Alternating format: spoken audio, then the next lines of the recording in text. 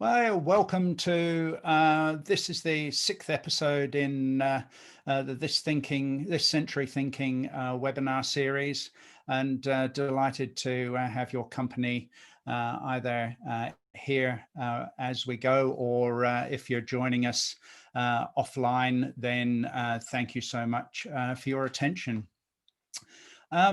We've been speaking quite a lot, if you followed in the first five, around the whole concept of values and how they're conceived and how we contribute through value, and indeed how we count value. But today, I want to shift gears a little around being viable, and that this is a really important concept.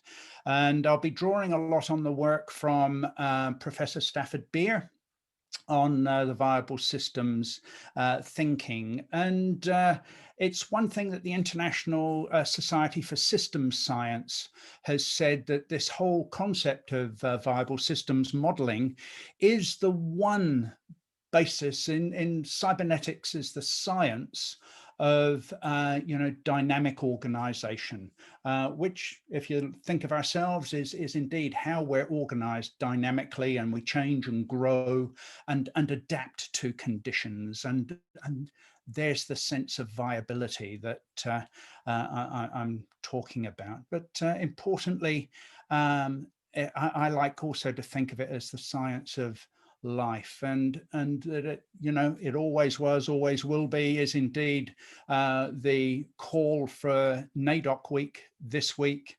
And as ever, our First Nations people, and I speak to you from the Wurundjeri country of the Kulin Nation. This is the view across the road from me, across the Kulin Nation, and hold deep respect for the care and compassion with which that nation engaged with the country, and indeed survived for many tens of thousands of years before it was rudely interrupted by those of us from other nations. Respect also this week, as yesterday was the 11th of November, and of course at 11 o'clock in the morning, we mark that as a moment of remembrance from those who had participated and died, not just in World War I, but in all wars. But the 11th of November marks a specific memory for me, in that, this little bit of paper above my head here is the copy of the attestation made by my grandfather on the 25th of October, 1915, telling a lie. He said he was 19 and he said he wanted to go to war. This immediately after the Battle of Loos had concluded, where Britain had lost nearly 60,000 men in less than 2 weeks. It was just abhorrent. And I give thanks as ever on that day, not only for the lives lost, but for the life saved by my great-grandfather going down to Woolwich Arsenal and hooking my grandfather out of the army for being underage. And so, great respect from the whole idea of, well, look, I wouldn't even be here had it not been for that one decision by my great-grandfather to go and pull his son, underage son, out of the army.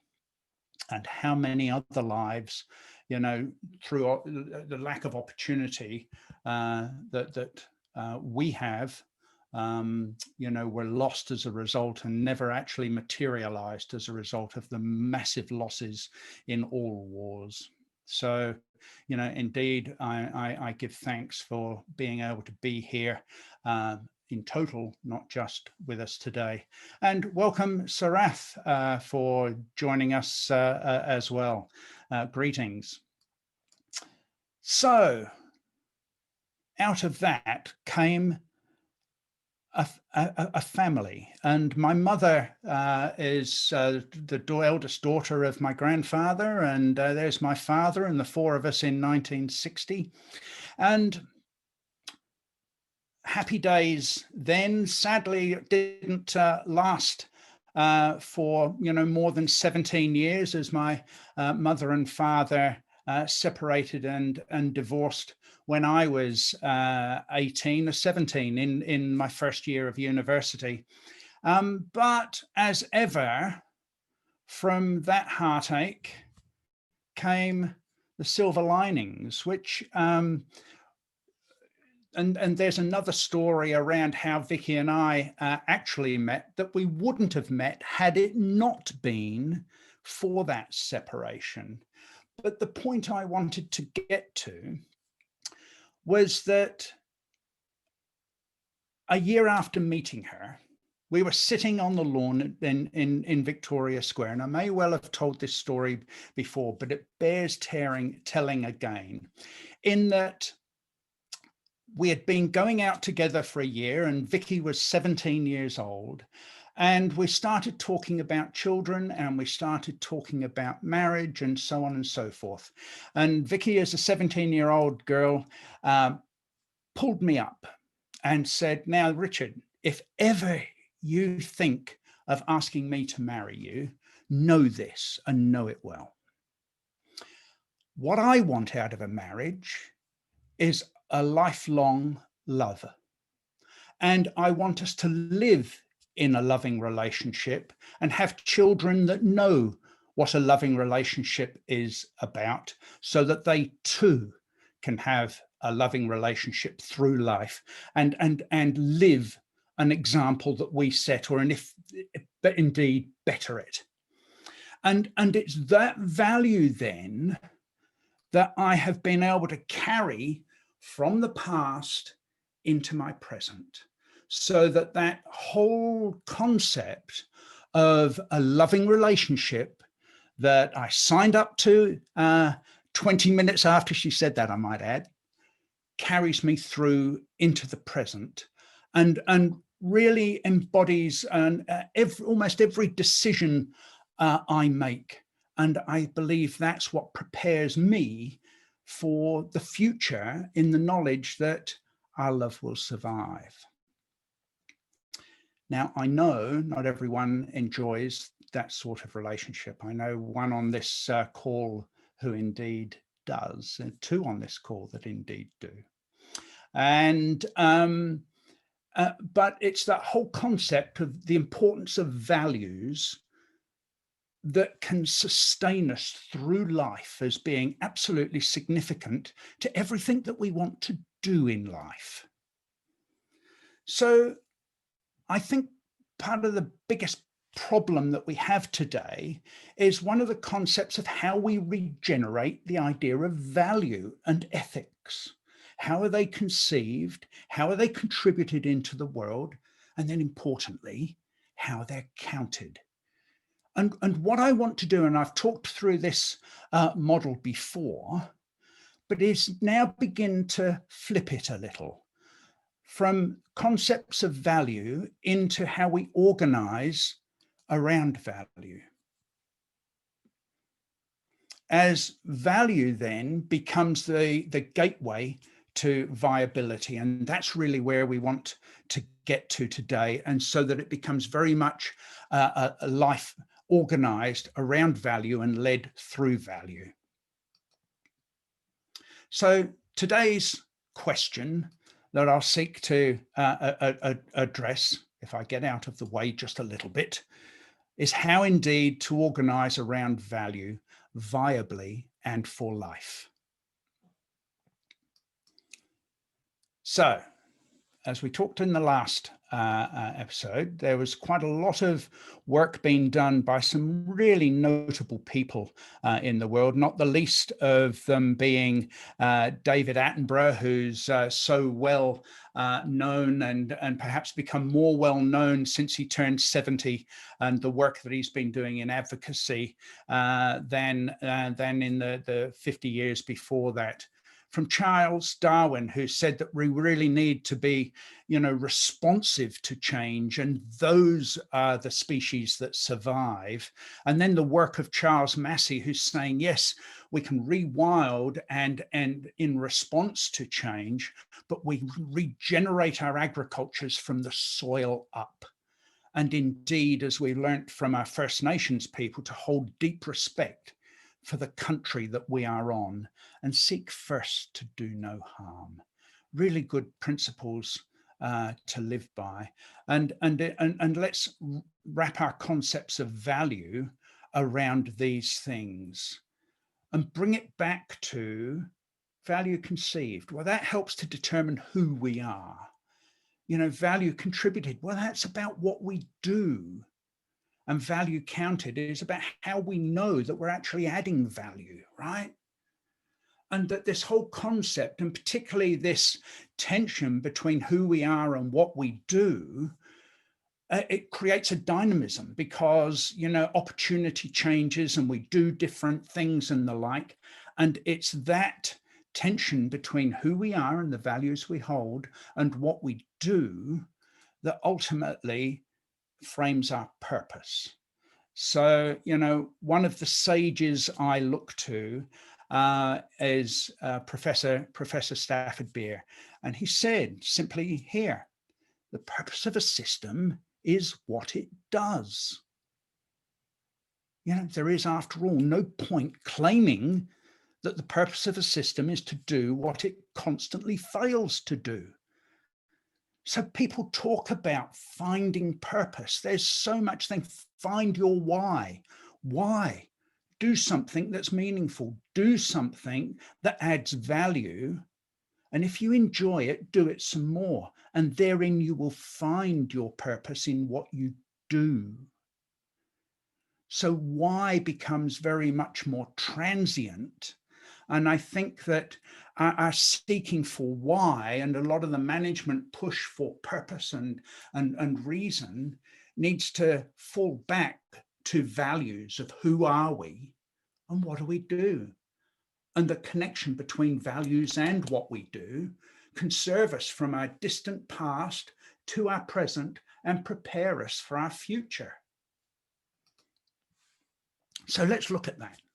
And here we are, who we are. And I'm just going to tease these circles out a bit and think about that concept of purpose, but how we know actually must tie to the signals and sense that we're making from where we're actually delivering value and its impact.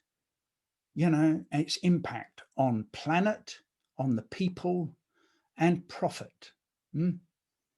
And whether or not, if people are working in a public organization, then that profit can be reconceived in terms of the social good that's being delivered, the social service that enables other people to profit through the opportunity that provides. And so let's reorganize that. And all I've done is shuffle the circles a little, because then we can think about who we are in those three small circles over there. The camera goes the other way around, over there on the left, and my left, and the value that's ascribed. But of course, that's where our brain, our cognitive frame, is part of the sense making where we make sense based on our beliefs, based on the symbols, based on the values that we hold, as to how we know whether or not we're doing purposeful activity in our own means. But equally, we need to be aware of the consequences of that action. Indeed, one could be going and chasing profit, but at what expense to the planet and the people?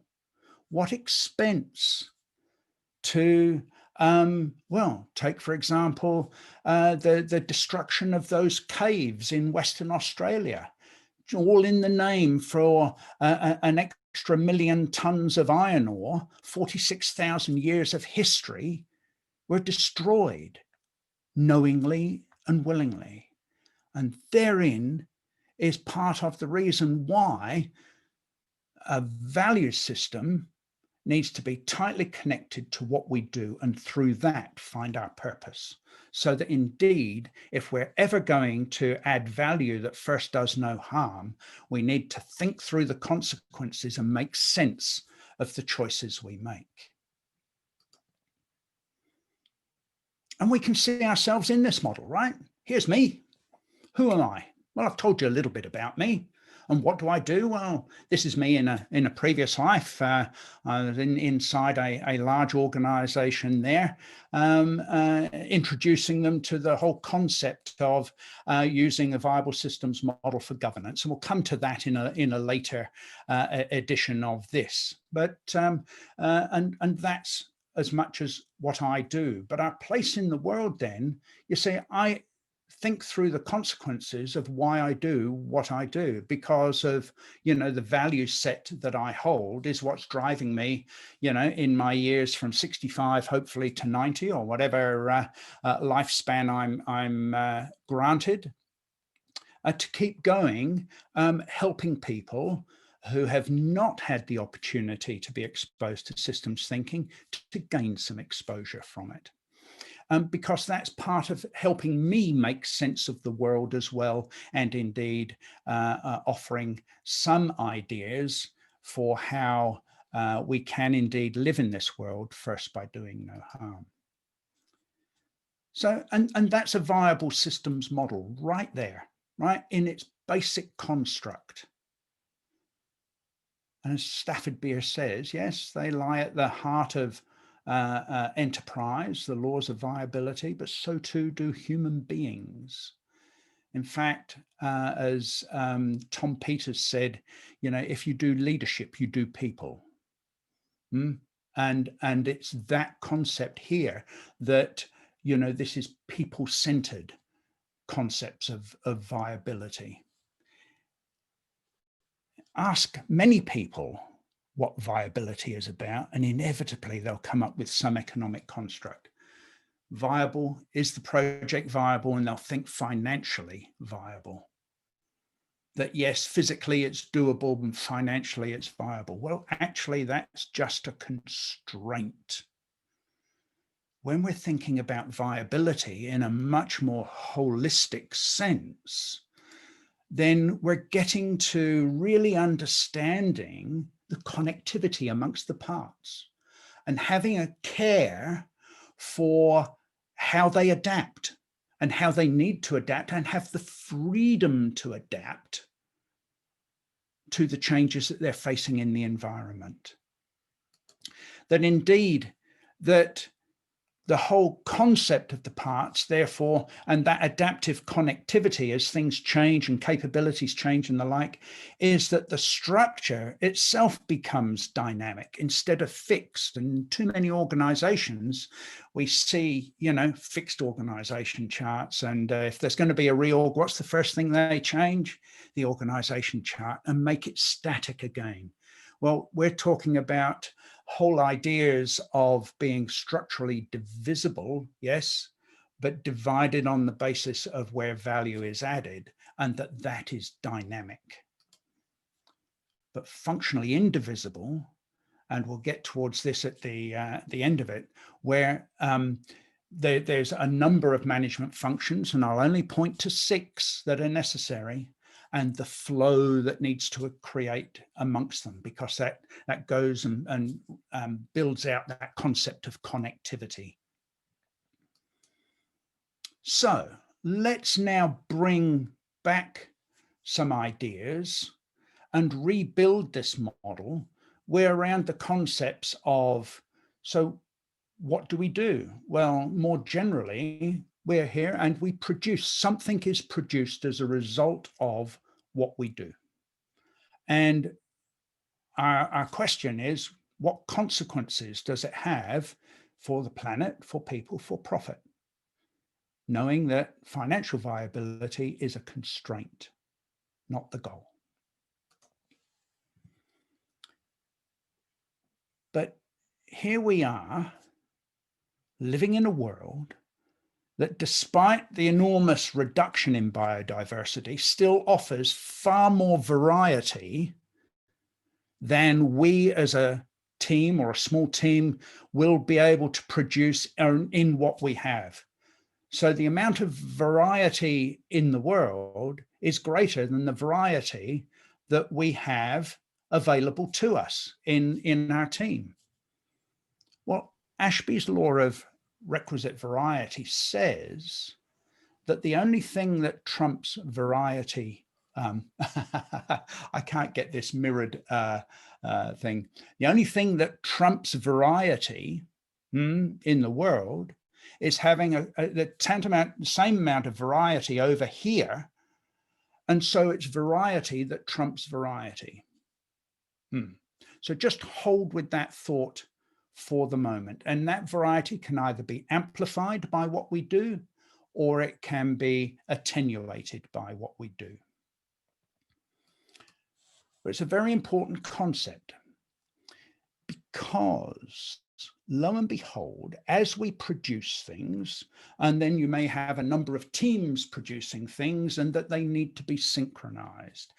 There needs to be flow through so that the actual finished holistic product lands into the marketplace, or the service comes together into the people that's being served by it through a management activity where you keep some frame of the whole and help synchronize and control that production.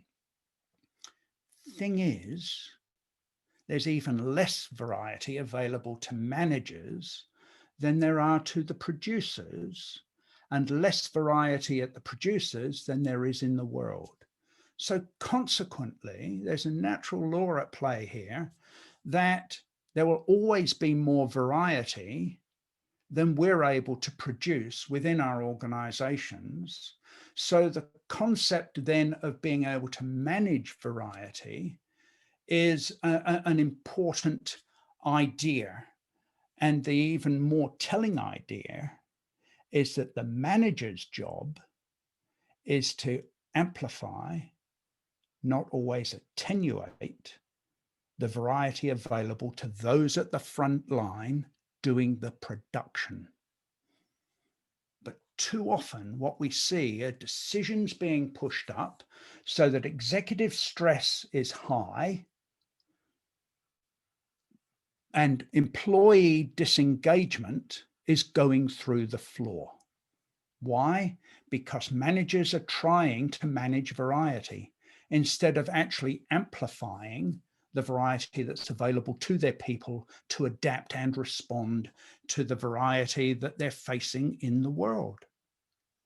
Simple natural laws. So it's really important in the management function that we have a well-orchestrated and a well-oiled sense-making capability so that we know. And I'm not going to go into that. There's a whole nother conversation to be had around the making of sense. But to know that that's absolutely crucial in terms of being able to make the right choices, in terms of how indeed managers can either amplify or attenuate the variety available to those who are doing the production of whatever is the goods or service that an organization exists to deliver. And one of the biggest things they've got available to them is some idea of regulation, and you can call it policy if you like, and it's an abstract system. And for that to work well, it needs to be value focused right out over here and goal based. So sets the goals for this relationship between the managers and the producers, so that the management frame asks, what do you propose to do to achieve this goal that is part of the purposeful activity that we're set up to deliver? And the producers get to answer. And then when there's an agreement, deliver. Then the manager's job is one of assurance, not one of checkboard, tick, tick, tick, tick. No, it's not auditing. It really comes down to the whole framework of the accountability value. Are you, the producers, doing what you said you would do? Simple as that. Are you doing what you said you were doing?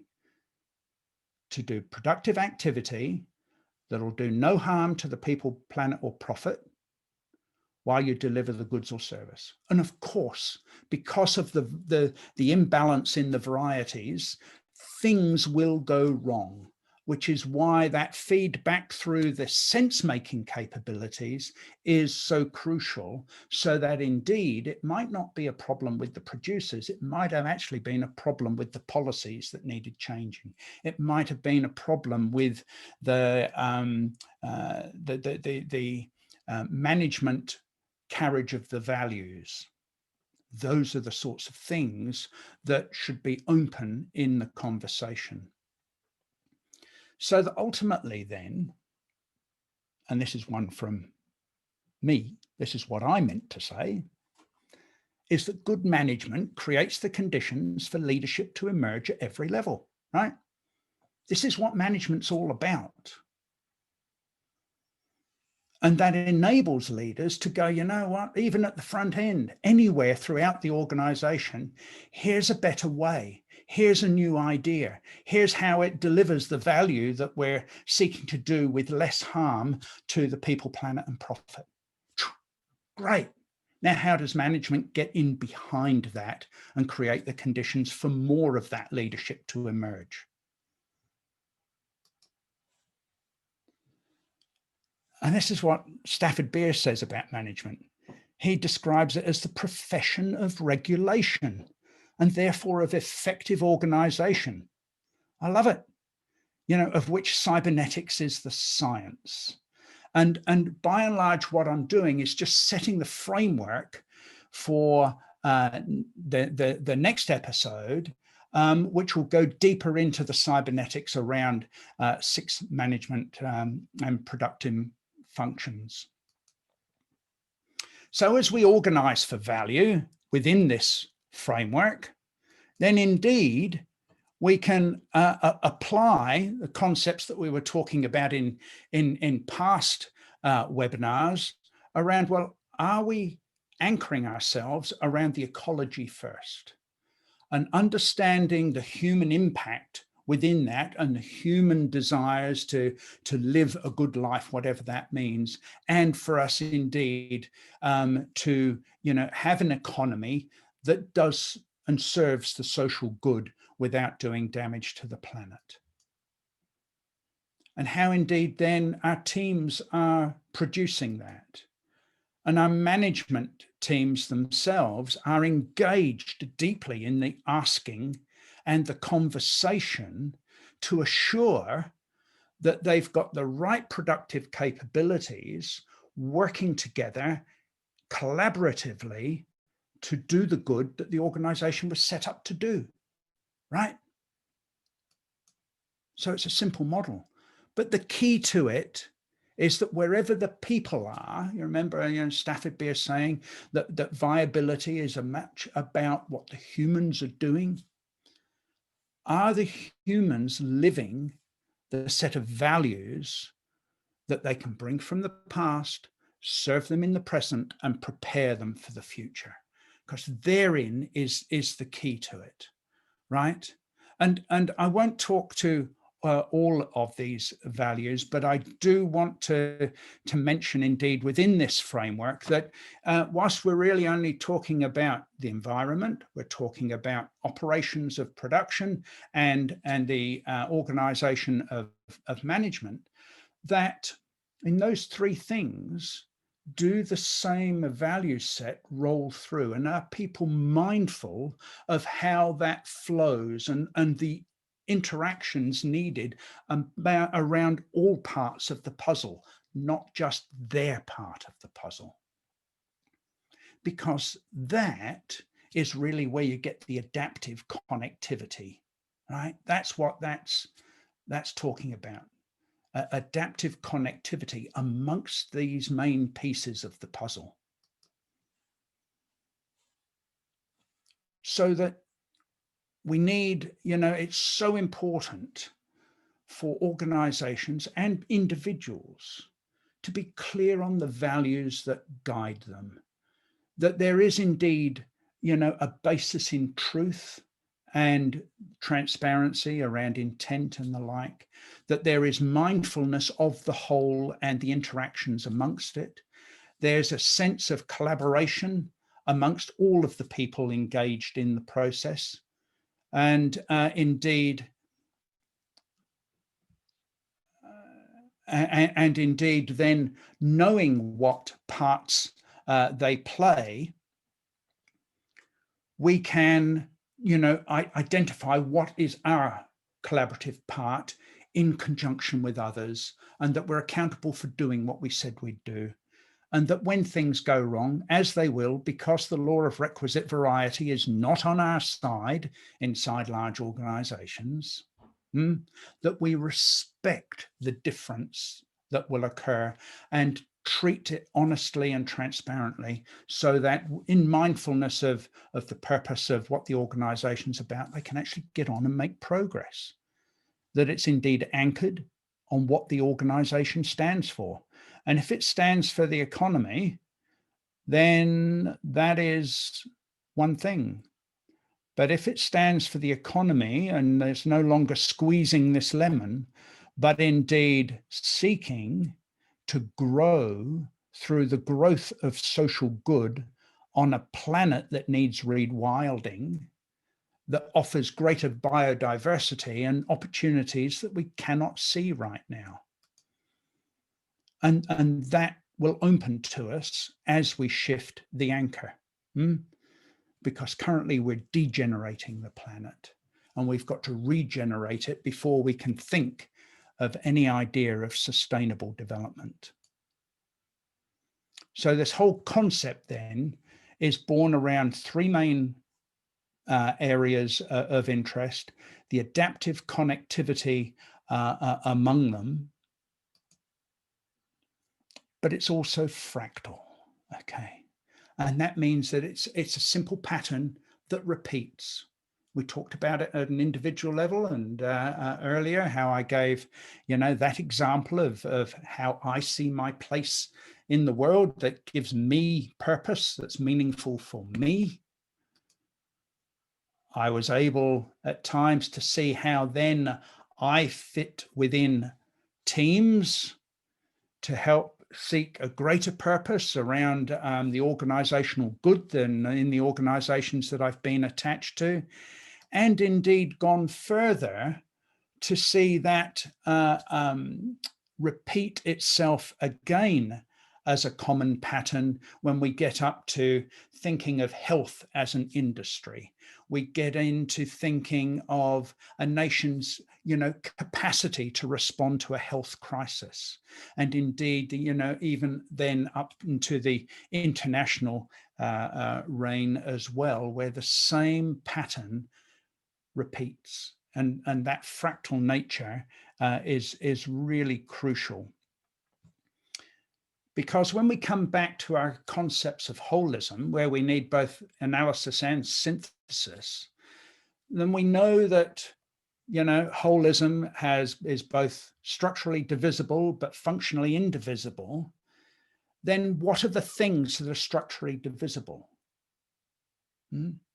Typically, it's been organizations, but it's around how that fractal nature adds value from the individual to the group, from the group to the business, from the business to the industry, and so on. And then functionally indivisible, because if you break that model in any way, shape, or form, and lo and behold, we do regularly, then we lose the connectivity and self-interest prevails, and we do harm to the planet, we do harm to people, and we do harm to our bottom lines. because businesses are going out of business, nearly as fast as or perhaps even faster than the earth is going out of, or human life is going out of business. And maybe that's an extreme statement, but it seems to resonate for me at present. In a later conversation, I'll talk about how we think about taking this model to the next level down, and looking indeed at how we apply a systems approach to really understanding the difference in value that's added from the individual to the project to the program, to the business, to the industry, and that there are systems approaches for doing that, so that then structures can emerge from notions of value, as opposed to being constructed and then being told to find their value. And of course, that helps to shift from self-interest in the typical model of restructuring to communal interest around ensuring a first do no harm approach. And then in the next one, I'll go back, and this is where I will, take the model that I've talked through today down to the next level and talk about the relationships amongst 6 management functions. Govern, plan, manage all fit within that box under manage and policy that you saw today, and a bit of the sense making. The assess and the assure functions fit within the how do we know circle, and the production function, of course, is one that we've well covered. But the relationship amongst those 6 is what's functionally indivisible, and gives us most clues to understanding better and having better empathy for the place of our people within an organization, and indeed then how we can raise the engagement of people as they not only know their place, they know how the whole works and can provide better advice up or remove blockages that managers can't even see. And that's the value of this adaptive connectivity. And it's about what we do. So therefore, these would be read all in terms of verbs. So that's it for today. What I stand for here is certainly for continuous learning in leadership and governance, and seeking, ways to unify the political, social, and technological aims, or at least to bring them together in a better, more meaningful conversation. That, yes, and through this series, I continue to give voice to words that I hope will appear in a book next year. I do run masterclasses in systems thinking and leadership, and look forward to seeing them emerge again, and once more conduct mentoring on, for planetary leaders and leadership teams. A recent contribution to a book that's out now, What the Hell Do We Do Now? But my chapter deals a lot with, how we anchor and change the anchor to an ecological view instead of an economic view. So if we're not already connected, I believe we are, from those here present today, then let's connect. And in the meantime, I'd welcome opening the mics and taking any questions.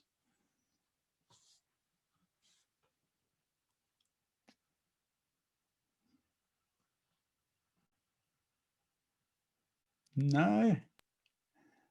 Sorry, Richard. Graham. Yeah, what you said, it makes a lot of sense to me, and it's very much mirrors my my thinking in this area as well, being a zoologist as such. I was going to say, yeah.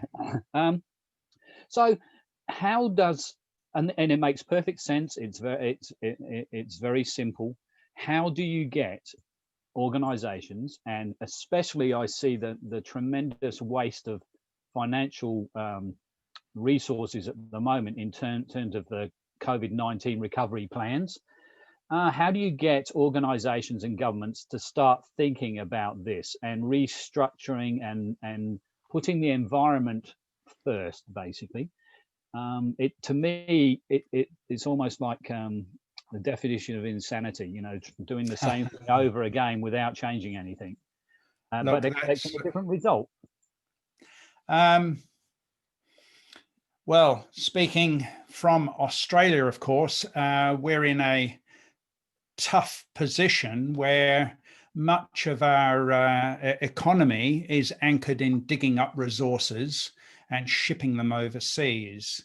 And to wean our political leaders off that is slowly happening, but it's happening more at a corporate level than it is at and a community level than it is at a governmental level, simply because of the economic drives. But and what it takes within our country, I think, is conversations like this one, and for people to find their voice.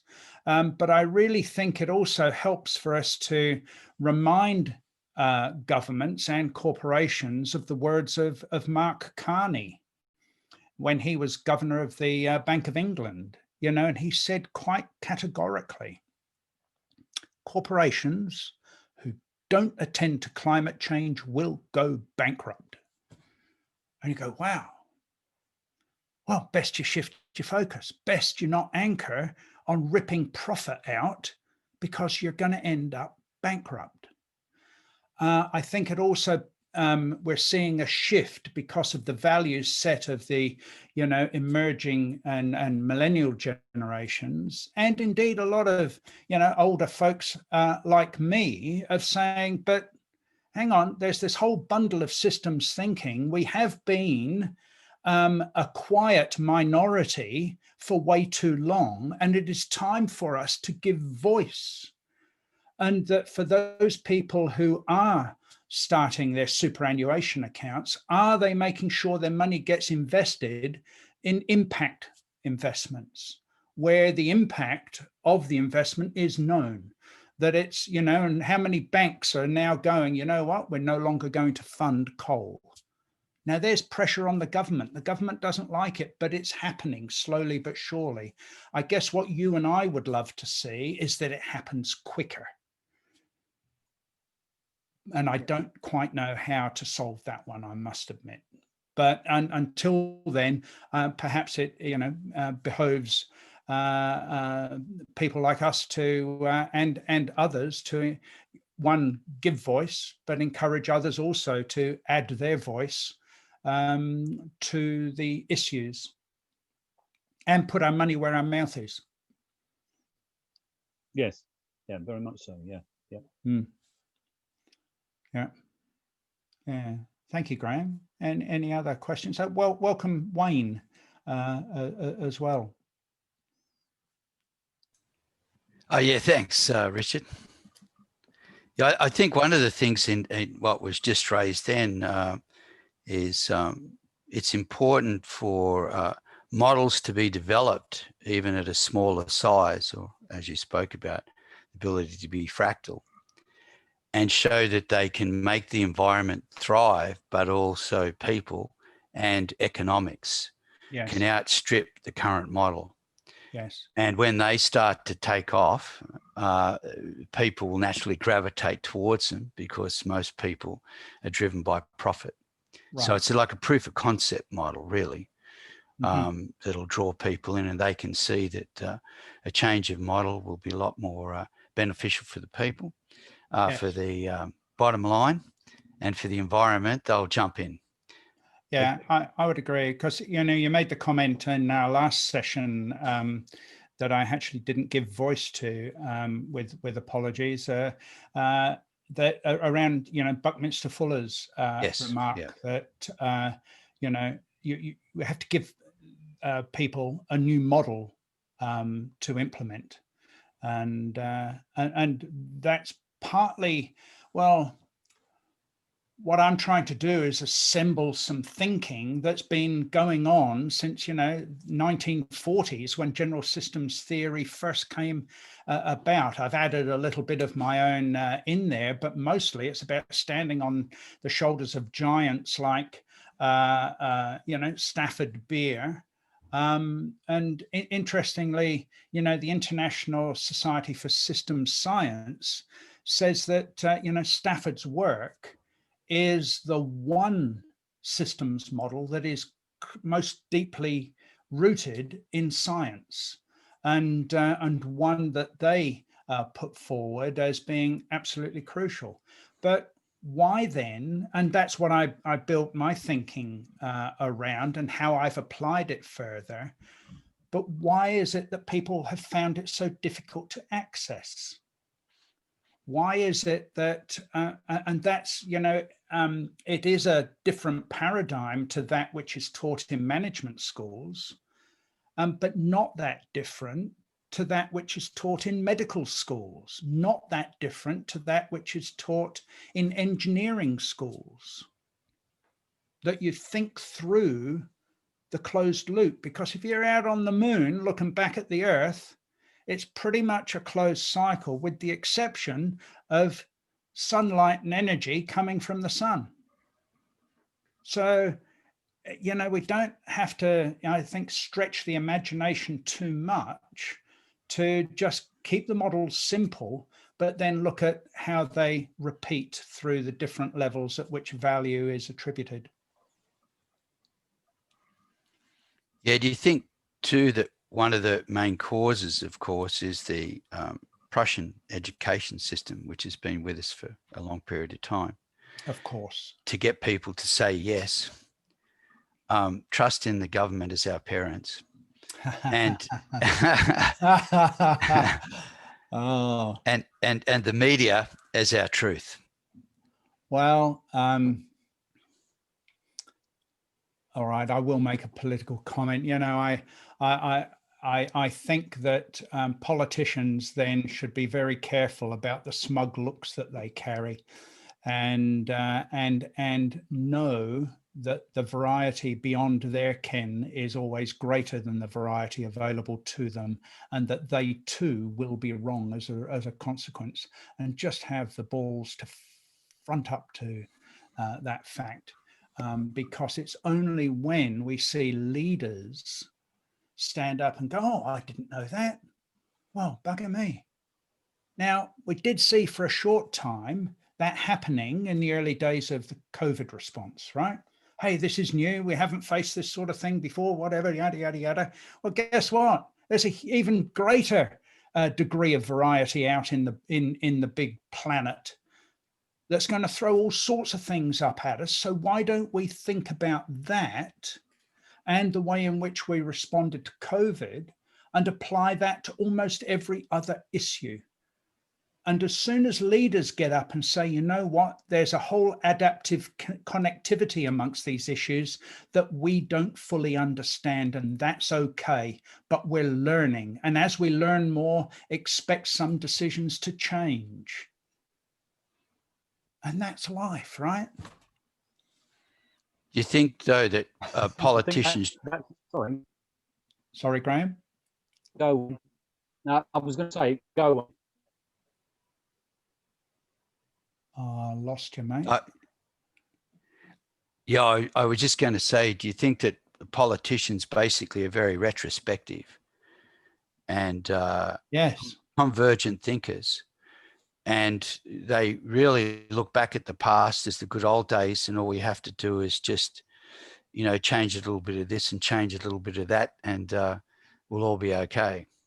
Yeah, because it's a past that and time we can look back to when we were comfortable, and instead of saying, but that's not your job, right? Sure. That's not your job. That's, for me as a grandfather to tell my grandchildren about the good old days. It's not your job to try and recreate them, because it's like the old adage of that comes through many cultures, that you can only walk into a river once. You know, it's a different river the next time you walk into it. And so it is with life. But yet our politics and our reductionist frames don't make allowances for that. It's almost as though, well, of course it's the same. We love things being the same. Well, great. If you love things being the same, what are the values that you can keep the same, that served you back then, serve you now, and prepare you for the future? Because that'll drive the behaviors we need. We needed then, we need now, and we'll need in the future. The context will change. Those big V's, those big lumps of variety are actually going to make sure they change. But who we are doesn't need to change. What we do can grow whilst we're still being the same, basically kind, careful person with the courage to face what the world throws at us. Yeah, do you think, you know, when you look at it, that really governments really never take, particularly in Australia, a leading role? They are very problematic in identifying genius or great innovations. That is true. You know, and it really, they're very comfortable keeping things the way they are. You know, and that I understand came from the Second World War, when Australia had a great opportunity to move forward in manufacturing, but decided just to sell off the family jewels, so to speak. Aircraft industry, and then followed by a space industry, and so on and so forth. And they all went fallow, and because we were the third or fourth nation in space, and you know, showed that actually we could cobble something together from government approval to launch in 11 months and build the bloody satellite in the process, right? And that it was all doable because managers got out the way.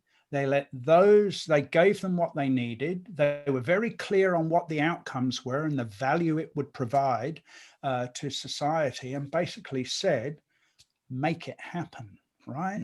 And that's the sort of behavior that this framework of you know, invigorating management that will create the conditions for leadership to emerge at every level. And then I think, you know, because I think governments, and I think this is, you didn't use these words, but you know, are followers, and that they will follow the population. They will follow, if there's enough corporates doing, you know, making good money out of space or whatever, then the government will think that that's a bloody good idea. And if there's enough people pushing the barrow for an ecological focus first, they'll think that's a good idea, because it's the only thing that'll keep them in Parliament. Yeah, absolutely. I mean, one thing that you can always count on politicians is the votes. Right. And it's a numbers game, right? No, yeah, it is. That's what I was writing about last week, or was it the week before? Yeah, so if business really needs to take the lead, and we've also seen those problems with government in relationship to big tech. Yes, indeed. Their inability to keep up and keep it in control. And Graham, you were going to say something before. Yeah, what I was thinking was, listening to what you're saying, there's just too many vested interests in maintaining the status quo. They don't want to change because, hey, they've got 10 years to go until they retire, or they've got 5 years to go until they retire. They're on a really good wicket. They don't want anybody being disruptive. So anybody that comes in that's either innovative or potentially disruptive to big business or status quo, whatever it is a threat. And therefore they can drown it. It's a bit like I don't know if you've seen Erin Brockovich, where the lawyer says, you know, they'll just drown you in paperwork and keep you going for years. That's basically what it is. Right. I mean, South Australia, for example, we've got a lot of money going into space at the moment, into space programs. Yes. But it's just government saying, oh, this is a good idea, we'll just throw money at it. There's no open and transparent of where the money's going. No. And that's part of the problem all the way through. There's none of this, your diagram earlier, the openness and the transparency just isn't there. The government doesn't want to know. No. They do not want to know. All they want to do is say, we've spent $50 million in this year on that. I remember, well, you're quite right. And, you know, when there was, you know, after 9/11 and the Howard government put 600 million into counterterrorism. Yeah. 470 million of that went into new offices and tables and chairs for all the public servants involved in counterterrorism. Yeah, exactly. Yeah. Yeah. And again, it's like the Barrier Reef Fund got $400 million from the government, and they haven't got any projects. They never have had any projects. And if you look at it, I mean, and I've been doing this a lot, working on the periphery of government, how much is wasted on administration? Yes. Having worked in a really good organization, the CRC, that had 5% admin, 85% of the funds went to projects. That's, to me, that's a basic. That is an impact-driven organization. Right. Yeah. But yes, every other, all the big organizations, all the federal government agencies, all that sort of thing, I guarantee that most of their budget is at least 50% is admin. Yeah. In the States, I think you've got it in some of the areas 3-to-1 in admin. It's crazy, isn't it? Yeah. It's our money. Well, yeah, absolutely. They got it. There's a guy in the States called Open Books. I don't know if you've ever heard of him, but he's actually going through now. I can send the email through and the link, and he's actually making governments accountable. They're auditing all of governments and where the money goes and where it's coming from. Can you imagine them running here? It'd be like watching rats come out of a bolt hole, wouldn't it? Oh, look, absolutely. I mean, there was one that I was sort of partly involved in, and that was to do with Border Patrol. So Immigration, Border Patrol, as you know, all coming together. And I know that they spent $2 billion, and I know one of the top people involved in that program. And he said that we're no better off, and we're probably worse off after spending that $2 billion. There you go. And that's one that people don't get to hear about. Yes. I mean, it's what you don't hear about becomes the really big concern. Yeah. But totally agree with you, Graham. I think the other thing, though, too, is that what we have a whole lot of people in government and in the system that even if you wanted them to change, they couldn't because they're the wrong people. You know, it's like having really good golfers, right? And then you want them to become really good gridiron players. You know, and I think that's one of the problems too, because that's true. And as well as incentive schemes that within government, you know, there is really only one big mechanism for reward, and that's promotion. Yes. Sure. That's tough. Anyway, I'm conscious that we're now 2 minutes past the hour, so I'll be respectful of your time, but thank you all so much for joining. Sarath, would you wish to say anything? No, not wishing to put you on the spot as such, but I'd welcome. Can you hear me? Yes, we can. Thank you, Sarath. Good. Yeah, I was listening to the thing. I joined a little later because I couldn't find a link to it. So, but I enjoyed the presentation. Actually, I'm in agreement in a lot of things that you said. And I see that, my concern was how do we go from the existing model to the model that you propose? It's a good model that you're proposing. Because I also agree with, to some extent, the things which are not right. I mean, we are not focusing on the right things, and we are out of focus on most of the things. And I think the economy is the one which is driving at the moment, and then the economy is the one which is going to hold us back as well, going from that model to the other model. That is what I think. Well, one of the first things is not to put purpose out there in the land of the earth. It's not our purpose isn't to planet people and profit. Our purpose is what is driven by what we do, and keep that connected, and then that that actually empowers people to be think through the consequences of what they do, and too often that is not done. So even just engendering one small change that will help people think about the consequences beyond the current generation would be a wonderful start. And the other thing I would say is that it matters less where you start, it matters more that you start. So whether or not you start on values, whether or not you start on purpose, whether or not you start on shifting from an economic view to an ecological view, doesn't matter. If you've got a model, and this goes back to Buckminster Fuller's perspective, you can locate where you are, you can locate one thing that you can do different, and then look at the consequences because of the adaptive connectivity, that if this, then that, then that. And so you begin to, really build up from where's the best point to start for that organization, and it can be different for each one. Okay, good, thanks. All right, thank you everyone, thank you so much. Okay. Yep, thanks Richard. Thanks Cheerio. Richard.